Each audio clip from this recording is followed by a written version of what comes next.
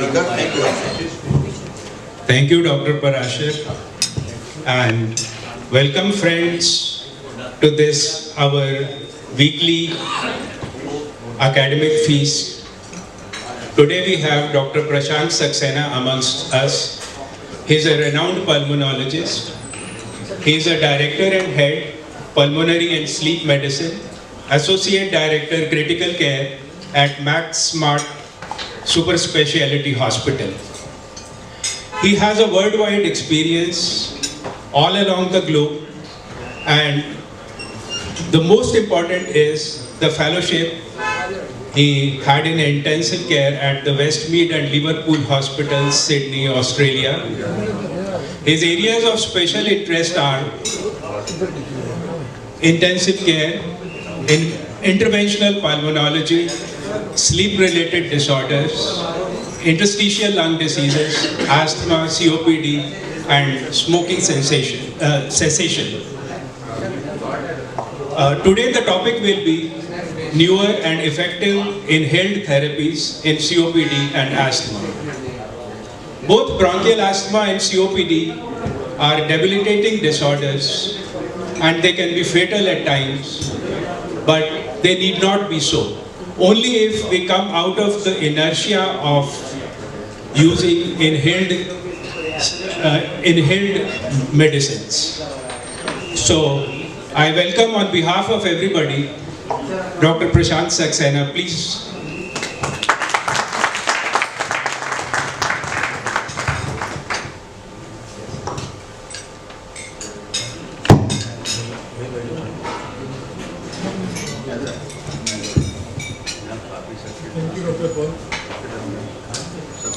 Hello. Yeah, good evening, everybody. And it's a pleasure to be part of this group again. And I'm missing Dr. Chon today. So we all know that since the news yesterday about the BF7 variant of Omicron, the focus shifted towards COVID again, and the CME was already decided about the newer drugs of COPD, which is again a very important topic. So I assure you that the next CME will be on the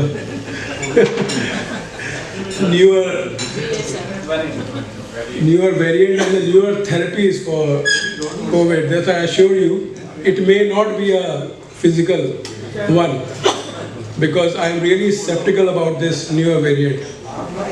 We will talk about it later. But talking about asthma today, and why I chose asthma, because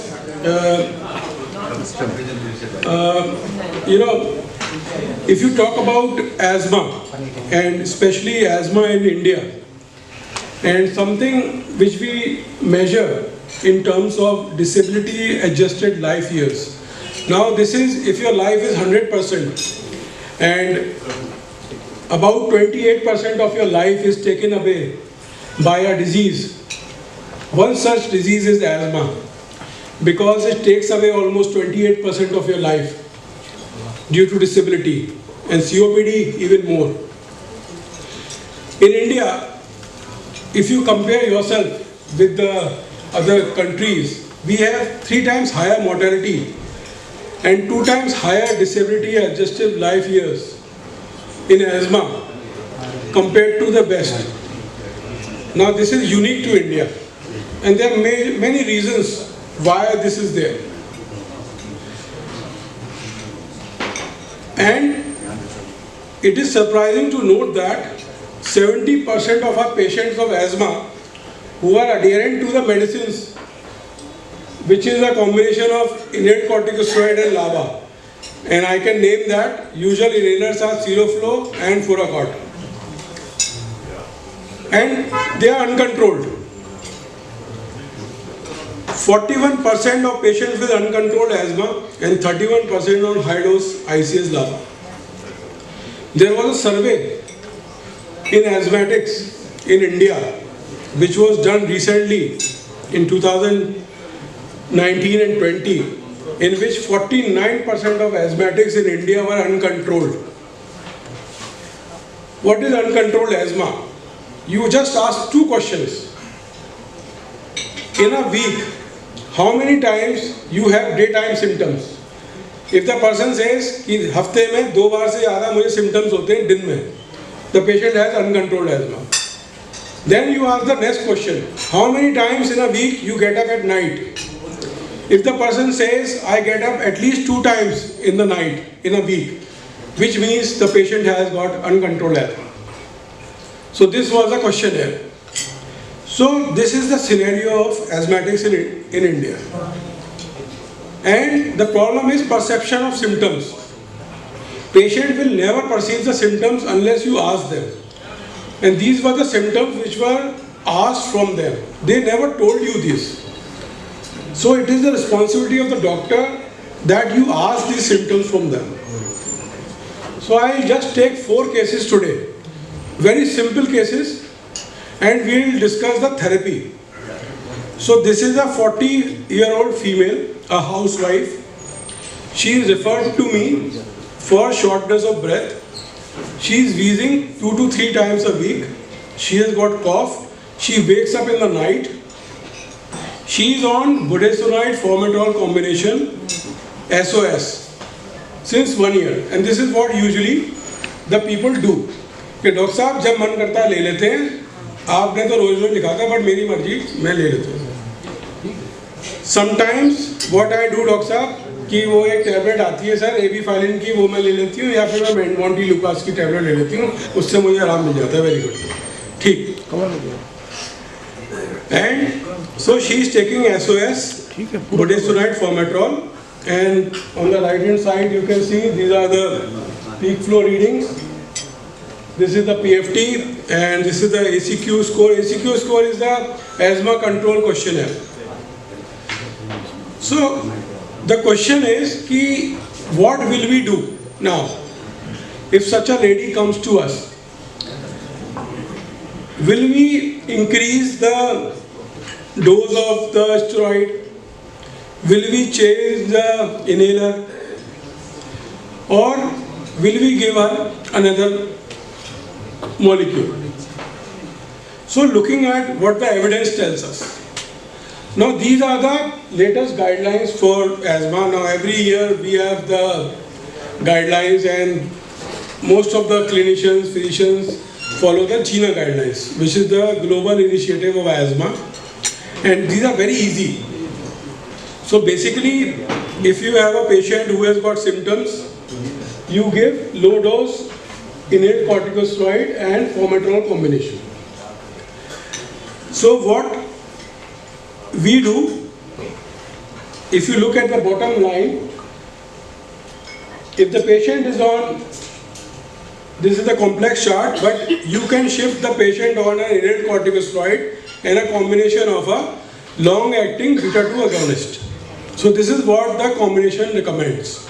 So since the patient was taking a SOS inhaler, so what we will tell the patient that you now take the patient the inhaler regularly. So that's what we did, and we gave the patient a combination of number 3. I will come to this drug, which is a combination of mometasone and indacaterol. Now this we are hearing it for the first time. Probably most of you must be hearing it for the first time because this is a newly launched combination. Now what it is? So I will tell you what it is. Now mometasone is a inhaled corticosteroid. We know the drug of choice for asthma is a anti-inflammatory agent, which is an inhaled corticosteroid. Mometasone has got 2100 times higher glucosteroid binding capacity as compared to others. It has got a faster onset of action within 5 minutes, and the action lasts for 24 hours, which means you can use this drug for once daily regimen. you can use this drug for SOS also, because if you use it SOS, immediate relief is there. And if you look at this chart, it is highly potent. Then coming to the next combination, which is indacaterol. Indacaterol is a long-acting beta-2 agonist. What is a ultra-LABA? Ultra-LABA means a long-acting beta-2 agonist which can be given as a single dose, as a 24-hour dose. So now we have a combination which is a 24-hour acting, a single dose. You have to give just one dose and which lasts 24 hours. The advantage of indacaterol is it has got 24 times more selectivity against beta-2 receptors. The problem which we face with the present available combinations is that they are acting against beta-1 receptors. Beta-1 receptors are present in the heart. So whenever you are giving the inhalers, there is a problem with tachycardia. Patient will complain of tachycardia. Most of the cardiovascular patients, they will not be able to tolerate it. The COPD patients, and we know nowadays that most of the patients of COPD, they have coexistent CAD, or a COPD patient has got a COPD. So you want to use a cardio-safe drug. So these are drugs which are selective against beta-2 receptors. Again, the onset is 5 minutes. Within 5 minutes the drug starts acting. Maximum effect is within 15 minutes and it lasts for 24 hours. So the combination of these two drugs, the mometasone and indacaterol, it lasts for 24 hours. Onset is active and the potency is very high. And if you look at this chart, I'll just give you a very brief summary. What does this mean? It is not a complex chart. It just means that as the symptoms increase of asthma, or you just keep on increasing the step. And how you increase the step? You increase the dose of the combination of steroid. So basically what happens, if an asthmatic comes with increasing symptoms, we keep on increasing the dose of inhaled corticosteroid. And so this was a problem which we used to face. And usually the dose was twice daily. So what our patient used to do, they sometimes used to adhere to it, sometimes they used to skip the dose. In these inhalers, the dose is increased, but the dose is only once daily. Because these inhalers come in doses which are given only once. Patient को एक ही बार लेनी है. उसको आप बोलो कि सुबह लेनी है, बस एक कैप्सूल लेना है. If the patient is uncontrolled, then you increase the dose, but the patient has to take only once. So the adherence is more. The patient will adhere to the dose, and the patient will not have to buy a different inhaler or go to a different category of a drug. So the same drug can be used in the same form again and again.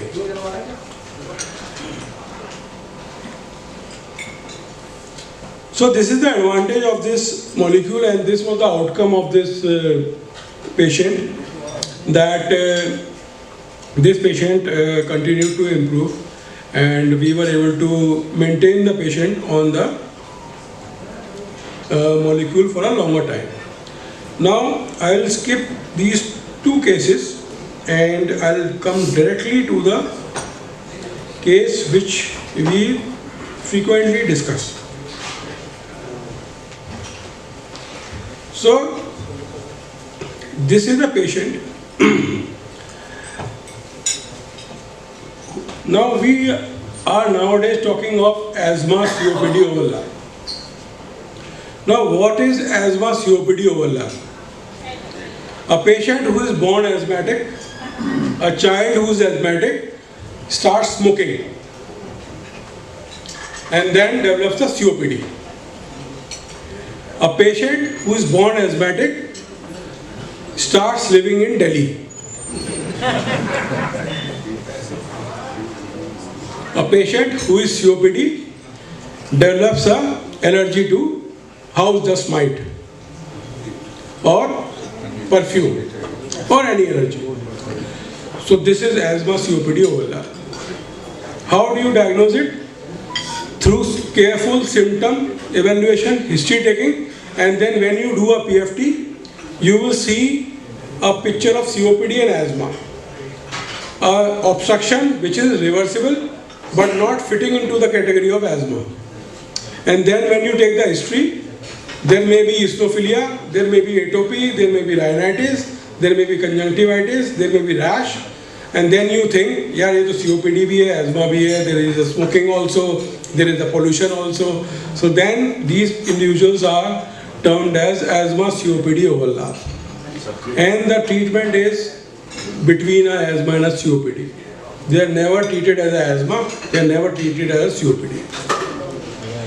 So this is a case which I am discussing. So this is a 61-year-old female. She had a history of nocturnal and early morning shortness of breath, cough with expectoration, wheezing, and 6 to 7 years. Mother is asthmatic, COPD diagnosed. She used to work on she had exposure to dust. She used to work on biomass fuel. This is one interesting fact. There is a recent study in Delhi. About 10 to 15% of the people living in Delhi are using biomass fuel. Are you aware of this fact? Yes. I was surprised. 15% of the people in Delhi living in Delhi are using biomass fuel. And I was not surprised. I mean, so many people coming to me and I am not able to find out what exactly they have got. Asthma, COPD or overlap. So this is the level of exposure they have got. So this lady is exposed to dust and she has got a mother who is asthmatic and she is asthmatic from the childhood and she is on a good inhaler. She is getting a good dose of inhaler and she is unrelieved. And the usual story is adherence. One of the biggest problems in asthma is adherence. You give them morning evening dose, they will take the morning evening dose for some time. After a few months, sir, कल रात को नहीं ली थी, परसों रात को नहीं ली थी, उस दिन सुबह नहीं ली थी. So the missing dose is the culprit. Always the culprit. And sometimes we miss that history when we evaluate the patient. So my usual tendency is to check the inhaler. I always ask them to bring the inhaler. Whenever I ask the patient to come for follow-up, I ask them to bring the inhaler and I check the counter, the dosage counter. I check the dosage कि इसमें कितनी dosage बची हुई है. उससे पता लग जाता है कि कितनी dosage है. Then the culprit is exposed. So this was a lady where we diagnosed as a asthma COPD overlap. And she is uncontrolled on the budesonide formoterol. So what are we going to do? You have got 4 options. You increase the dose of budesonide formoterol. You add a glycopyrronium, means you give triple therapy. LABA, LAMA, ICS. So you have got basically 2 options. You give either 3 drugs or 2 drugs. It is simple, and nowadays the concept of using triple therapy is there. Triple therapy is nothing but using inhaled corticosteroid, a long-acting beta-2 agonist and a long-acting muscarinic agonist, which is the ICS, LAVA and LAMA. That's what we did. We used the combination number 4. You can use also combination number 3 in this. And why we are measuring this blood eosinophil count? Now blood eosinophil count is very important because eosinophils are markers of inflammation. So whenever the patient comes to our lab, whenever they come to the OPD, I do a CBC, a normal CBC. And if your eosinophil counts are high, then they are markers of inflammation. And if you have a eosinophil count which is high, these patients improve well with inhaled corticosteroids. You can use inhaled corticosteroids if the patient is not very well controlled with the usual therapy. So you can, it's an indirect marker that you can use inhaled corticosteroid. So we use inhaled corticosteroid. Then the FeNO, the fractional excretion of nitric oxide. Now, what is FeNO? FeNO is the excretion of nitric oxide in the exhaled air. What happens when you have a inflammation in the airway? There is an enzyme which is known as nitric oxide synthase, which increases in the airway. This enzyme increases the production of nitric oxide, due to which nitric oxide production increases. And this we measure in the air. Simple सा test है, patient आता है, उससे हम कहते हैं आप फूंक मार दो. And we measure the nitric oxide. If the nitric oxide is high, this means this patient has got an inflammation in the upper airway. And then you can use inhaled corticosteroid. It's the indirect surrogate markers of inflammation. But you have to be very careful that the patient is not a smoker and the patient is not exposed to pollution. But unfortunately in Delhi, you have to be very careful. So this is how you measure it. And this is how you integrate it in our practice. So these are all, I think I have discussed this. So this is all the crux of what I have just discussed with you, that if you have patients' symptoms, you can keep on increasing the dose of inhaled corticosteroids. And nowadays we have combination of inhalers where you have to use a single dose and you have got a 24-hour action, which are more potent, which have got lesser side effects, and you have got a sustained relief. And I am open to questions. Thank you. Very good. Wow. Thank you, Dr. Prashant, for such a lovely, short, crisp talk, and when to use the ultra-long-acting beta agonists, and when to add when to increase the dose of corticosteroids. Dr. Paul, sorry. आपके receptor यहाँ पे हैं. Sorry, sir. You as well. वो पीछे वाली. इधर आ जाओ sir. Speaker है क्या? एक वर्षन आइए सर. जाना है क्या? ये कुर्सी का लिए. So that was a lovely talk. Wonderful. And we learned about the ultra-long-acting beta agonists. We learned about the COPD, bronchial asthma overlap syndrome, and some of the newer molecules that are on the horizon. When to add long-acting muscarinic antagonist. Mic वाला कहाँ है? So there must be questions.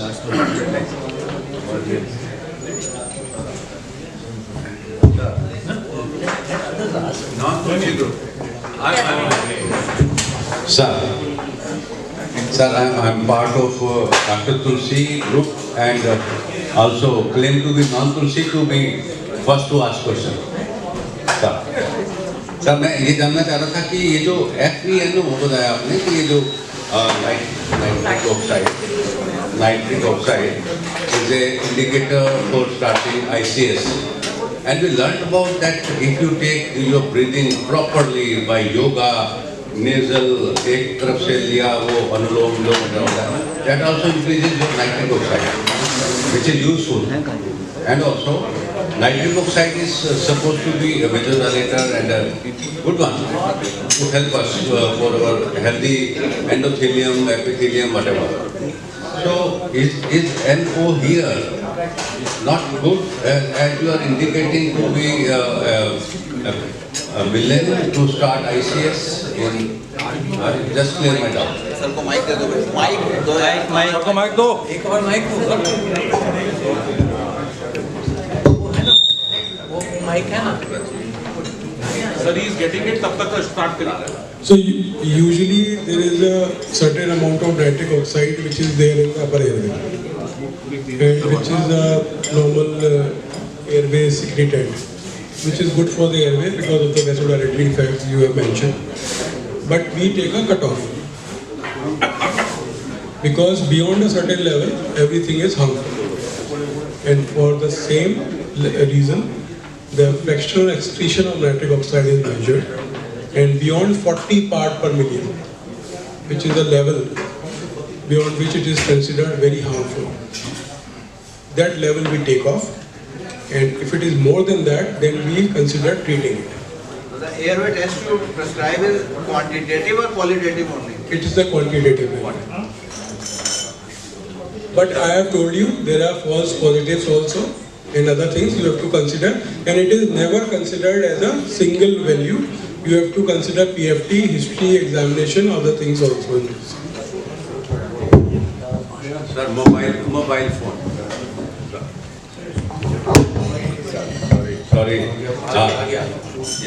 I came across, sir, there are some studies going on for the use of probiotics, specific probiotics for the treatment of asthma, especially in Australia. There have been some studies.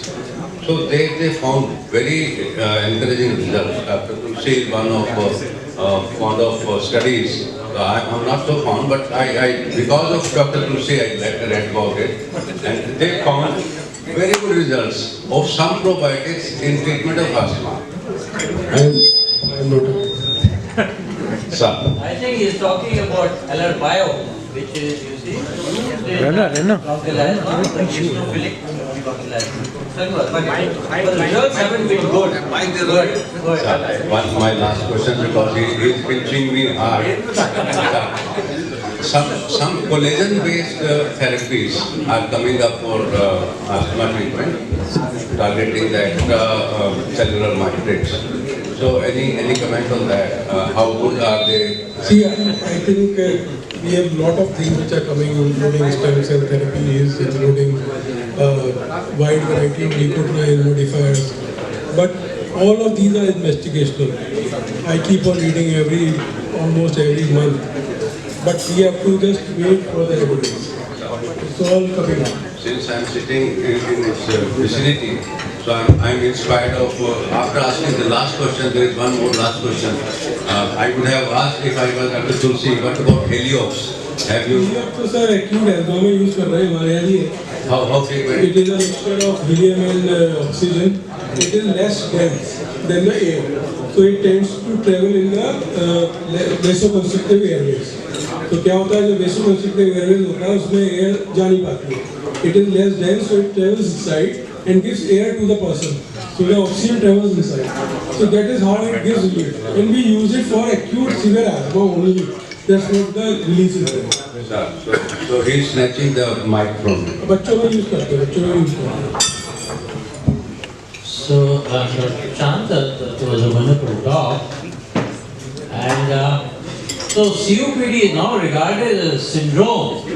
See, it's not only the lungs or the respiratory system which is involved, but systemic comorbidities like reduced fat-free mass, improved muscle functions, osteoporosis, anemia, depression, pulmonary hypertension, pulmonary, and even left-sided heart failure. So Dr. Balla is nodding, he says yes. So what do you say, sir? So COPD is a chronic disease of the airways, and it was the initial definition when we used to read in the medical school days. And then the chronic inflammation came into the body. And now it is regarded as a chronic inflammatory disorder of the body. So, as you rightly said, the chronic inflammation is there in the whole of the body. That's why in every COPD patient, we look at the evidence of chronic inflammation elsewhere, which is most likely evident in the form of a chronic CAD, a coronary artery disease. That's why there's a lot of CAD and COPD overlap. I see a lot of patients of COPD, CAD, COPD. And not only that, a lot of now strokes we are finding association with COPD.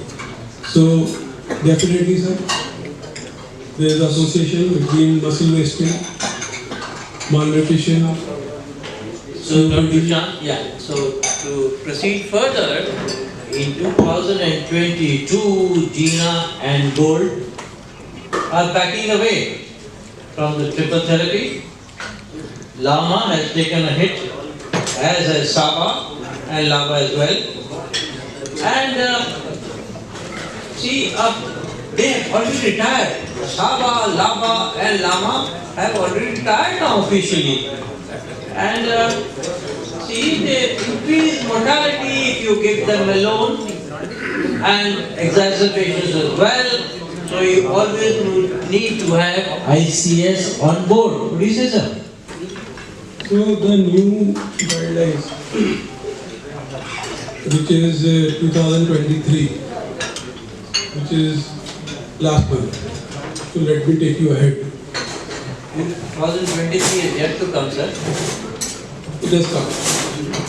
So the goal is 2023 has now changed the whole spectrum. And I agree with you with the inhaled corticosteroid part. And we don't prefer inhaled corticosteroid in COPD at all, except for the 2 or 3 special cases where you have eosinophilia, recurrent exacerbation, very severe disease. But the combination of LAVA and LAVA is the preferred for COPD. And alone, definitely no, as you said. And SABA is definitely out. No salbutamol, no alone LAVAs, no alone LAVAs.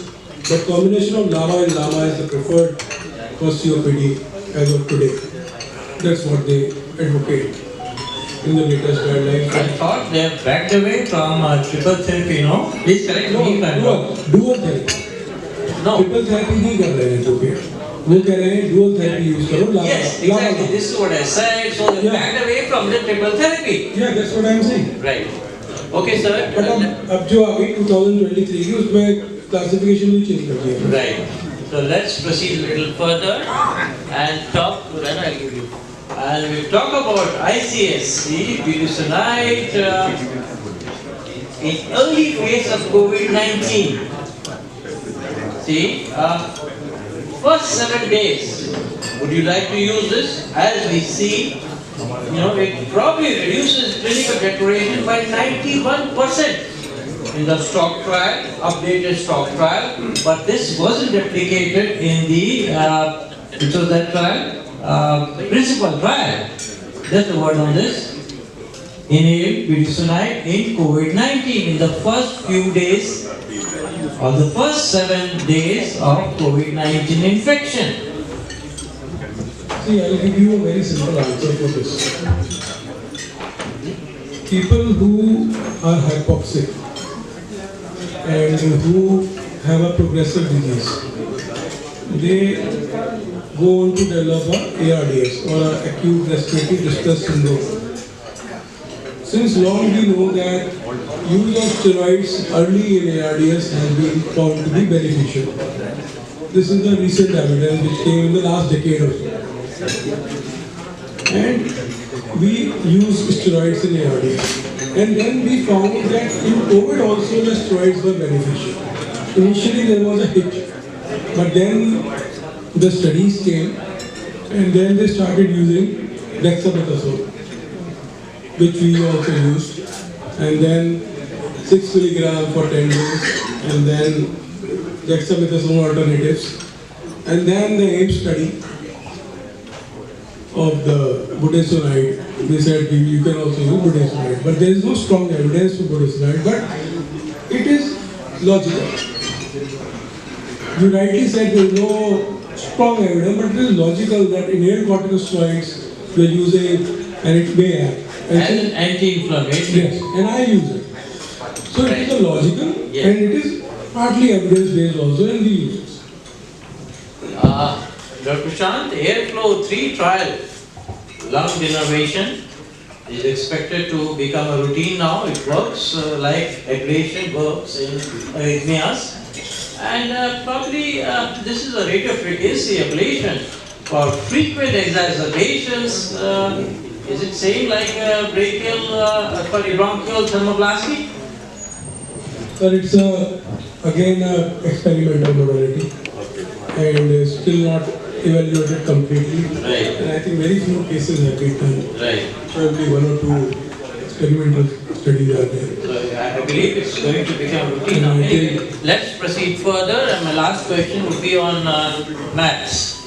The targeted therapy that blocks specific molecular pathways in severe asthma. I'm talking about the test-fire, which works, by targeting the TSLP, which is a component of the airway inflammation and other inflammatory markers as well. So probably just a word on the recent anti-TSLP therapy. I believe 50% reductions in asthma exacerbations. It's a game changer, sir. Definitely, I also read about it, and probably I think there is a marketing also which is coming up for this, and it will be available I think in 2 years' time. It may take time, but it is. I think 2 or 3 more therapies are coming. These may be cases. Six MABs are already approved by the US FDA, so this is the latest one, and it is it's not for any variant. This is for every asthma, all asthmas, not eosinophilic asthma, all asthma. I just hope that the cost is less. Yeah. Thank you, sir.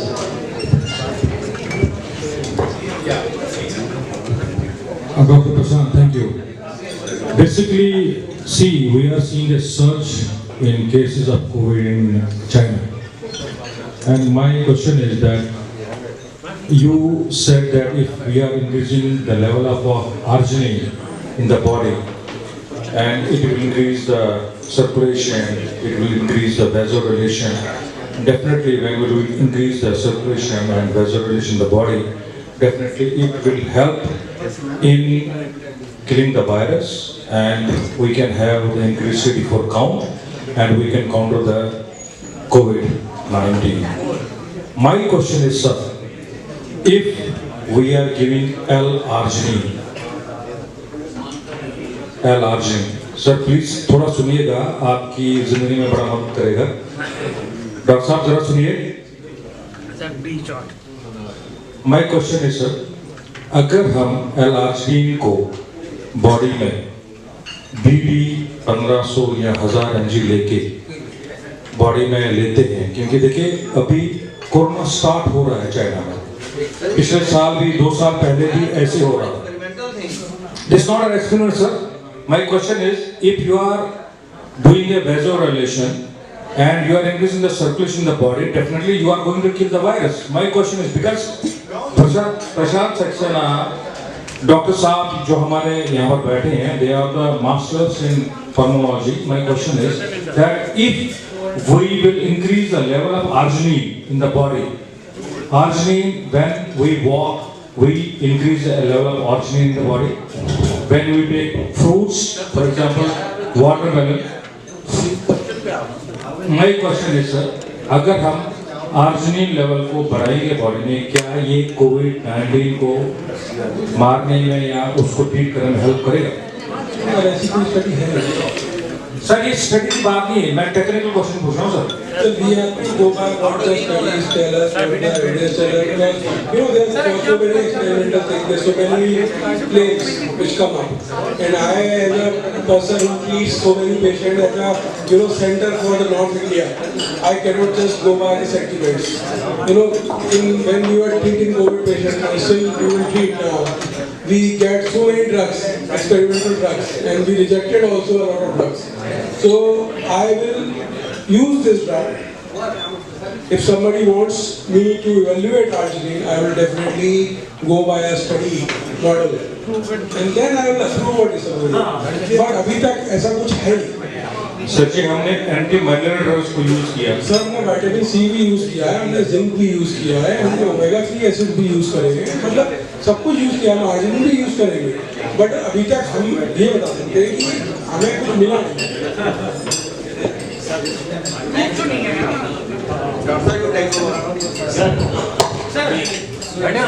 I have a feeling that we have so many other people who want to ask questions. If there is anyone asking questions, Dr. Said, be short. Thank you, sir. Sir, my question is the use of biofuel in Delhi, especially indicated in your presentation. The airways disease may be due to use of biofuel. In Delhi, my question is, in India, 70 to 75% people reside in India, rural India. They are using kanda, so we call biofuel. Kanda, everybody using kanda. And kanda using so many ways. हाथ गर्म कर रहे हैं, साफ कर रहे हैं, खाना बना रहे हैं, ये कर रहे हैं, वो कर रहे हैं, इवन खेतों में डालते हैं, everywhere. So my question is, this asthmatic problems in more in rural area or in the So the studies, yes. My first question. कभी रूरल एरिया में स्टडीज हो नहीं पाती, प्रॉब्लम ये है. So we don't have studies of rural area. That is the biggest problem with us. And 72 आपने खुद ही बताया, हमारी major population rural area. Yes. तो हमारे पास studies ही कम है. इसलिए incidence of problems in the rural area in India we don't have much data. But अगर हम देखें जो भी बायोमास फ्यूल्स है, उससे प्रॉब्लम जब होती है जबकि poorly ventilated हाउस होता है. अगर फीमेल्स हैं, अगर कंडे पे काम कर रही हैं, तो अगर हाउस पे वेंटिलेशन नहीं है, then they get exposed to it. Otherwise अगर ओपन में यूज कर रहे हैं तो कंडे से उतनी प्रॉब्लम नहीं है. बट अगर घर के अंदर है और खिड़की नहीं है, दरवाजे नहीं है और उसी में अगर खाना बन रहा है, then there is a problem. But उसका इंसिडेंस हमें मालूम नहीं है. Sir, my second question is not a question. Simple. If somebody is using kanda or biofuel from the cow dung, nothing will happen. No asthma, nothing, everything is good. सब कुछ बढ़िया, health बढ़िया, सब कुछ बढ़िया. What is your opinion?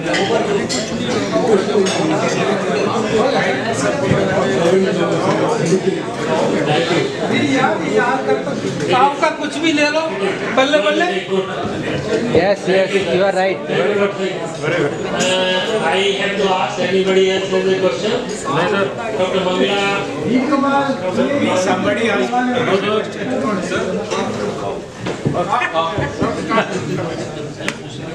Okay, in the meanwhile, I will ask about, sir, are there any new molecules that are being developed which are both muscarinic antagonists and antagonists? I read somewhere that they are developing some molecules which have and some inhaled phosphodiesterase.